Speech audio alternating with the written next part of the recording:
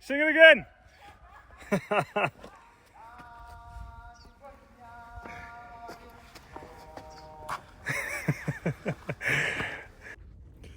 What a view. Right, I'm on Table Mountain in Cape Town doing a little solo hike. Lovely stuff. So, if I was to tell you the best way to get video clients in 2026, which is a very clickbaity title, which is got you if you're watching this, I couldn't just give you a blanket answer like a lot of fucking people do, because it would be very irresponsible of me. It would be very naive to think one thing works for everyone, there's one best thing for everyone, and it would just be ignorant and probably I'd look like a right grifter. I first would have to ask you, what sort of stuff, fuck is boiling, what sort of stuff do you make? Where's your knowledge of content, of marketing, of branding, and who's your typical target audience like, and what are you interested in as well? And then typically in our program we run Fork the West, right? You either go down the Instagram route or you go down the LinkedIn route. The LinkedIn is where you really make a lot more money than Instagram. We've got people on Instagram like, actually I'm going to walk with this even though people are going to think I'm fucking weird talking to my phone. We've got people on Instagram make, afternoon, hello, people on Instagram make like 30k months just running an Instagram flywheel for themselves. So like running ads, posting 2-3 times a week, having a solid outreach process, a follow-up system just to try and get calls booked. That will get you far if you're more suited to local service-based businesses who prioritize, like this is what data tells us, smaller businesses will prioritize cash flow over brand. They need to keep the lights on. They've got low headcount, low revenue in comparison to the LinkedIn clients. Look at that fucking view. It's one of those things that, you know, the camera just doesn't do it justice.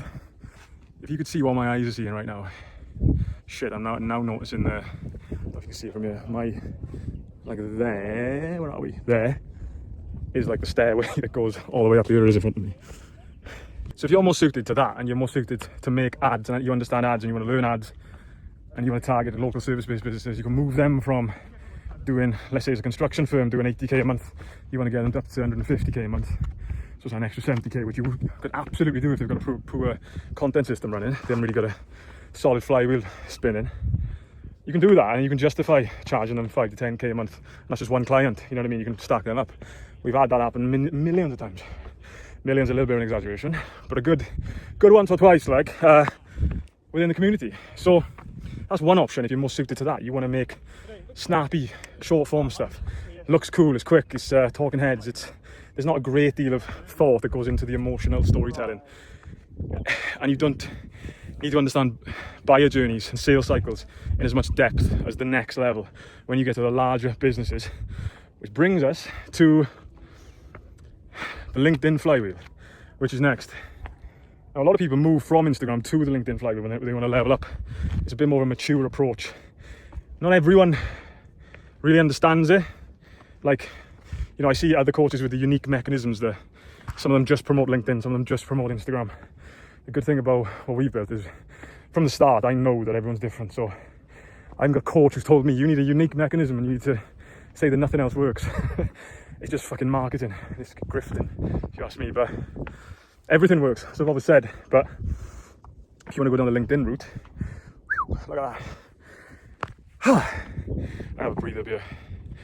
If you want to go down that LinkedIn route, you run a LinkedIn flywheel, you position yourself in a way where you understand, look at that, I can't stop looking at that, even in real life or in my fucking reflection.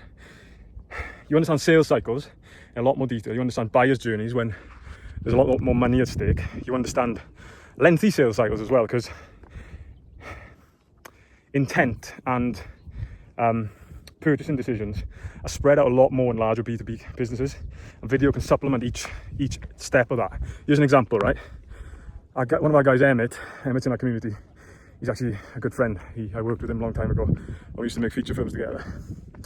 And Emmett's got a client, he's based in Canada, in Vancouver, and they supply forestry equipment to other large businesses. So they're B2B, business to business. They're not trying to get customers who are scrolling on Instagram. They're not B2C like a lot of Instagram businesses. So he helped their sales cycle, which lasted a year, and he made multiple videos which were very on brand, and he did a lot of brand strategy to understand what their brand really was beyond what you see on the surface. And what's going to make their clients, the forestry equipment customers, make purchasing decisions Then the average order value was $1 million, or around that, about 800k, between 800k and $1.2 million. I forget the exact number.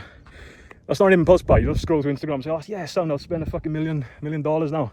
Like you would if you were buying, say, this hat or something. You saw it in an ad. That's an impulse buy, right? It's a different sales cycle. LinkedIn requires a lot more knowledge. So he helped them with that. And look how valuable you are if you can earn a business an extra $1 million through one sale. That's the power videography has at any level, right? And LinkedIn, right? People slag it off because it reminds them of their corporate job. But think to yourself, nobody gives a fuck about how you feel about how you felt when you're using your corporate job. There's a reason our corporate company was using it, right? And a lot of people travel from the Instagram flywheel over to the LinkedIn flywheel. Like in our community, we've got people operating in both spaces, which you've got the opportunity to do that and network with people who are at the top of their game, making content for some of the biggest brands in the world. That's why I like to keep it open. And that's why I not like to really just try and target one group of people with one unique mechanism that I say only works and nothing else works. Like I would never do that. Whew. It is boiling in South Africa. Oof. Here's a little route in front of me.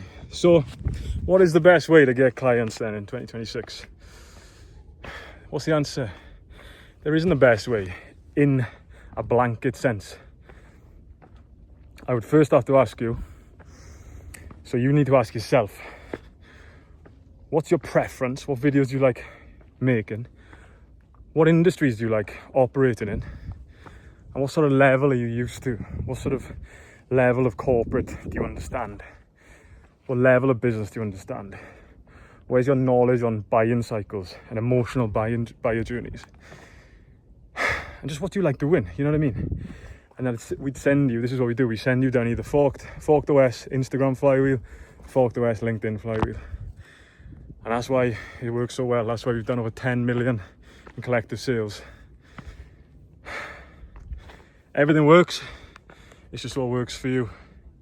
I'm not going to end it there because I'm climbing a mountain. I'm being a filmmaker and storyteller, as I am. My short film is almost finished, by the way, which has been in post-production for ages. That I wrote and directed, feeling really good about it. That's a story for another day. But it wouldn't be right if I didn't get to the end of the video.